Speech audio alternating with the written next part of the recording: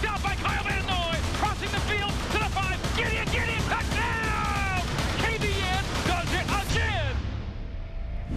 He will go down as one of the greatest defensive players to ever suit up for BYU. After an All-American career with the Cougars, he's now ready to take his game to the next level. He played 52 games at BYU and made 153 solo tackles, 26 sacks, and 7 interceptions. 2 of them returned for touchdowns. He also forced 11 fumbles, but his most impressive stat may be tackles for loss. He had 62 of them. Kyle performed well at the NFL Combine as well. He measured 6'3", 243 pounds, up higher from his playing weight at BYU. And he ran a 4.740, not too bad at that way. 21 reps on the bench press. He projects at best at outside linebacker in a 3-4 defense. But teams have been impressed with his playmaking skills and versatility. Greg Wrubell has more on what intrigues NFL teams with this dynamic playmaker.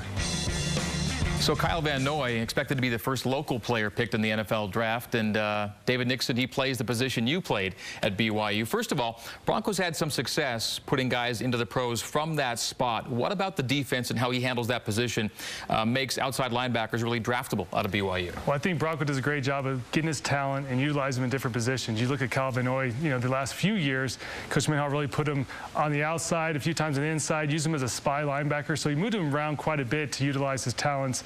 And we saw it with Kyle. He's constantly making plays. What on Kyle's film is going to jump out most to teams scouting him right now? Yeah, I think it's his, you know, how physical he is. Seen him just a few weeks ago. He's now pushing 250 pounds.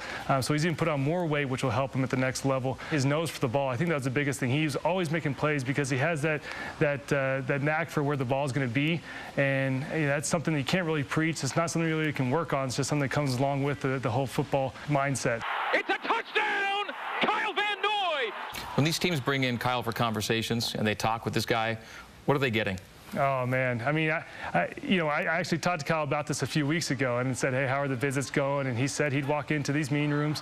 They'd throw up on the whiteboard all the plays. How would you react to this? How would you react to that? You know, you go out there on the field, but once you get to the NFL, it's more than just being athletically gifted. You have to be smart, too. He's going to get hit. He's going down! And I think his draft stock definitely is going up. And as it gets closer and closer, I know he's probably getting anxious. After you prepared for so long, you know, 3-4 months, now it's time to finally find out where you're going. Could be anywhere in the country. And then once you get that shot, go out there and play ball. Draft day approaching for Kyle Van Noy. David Nixon, thanks to you. Thank you.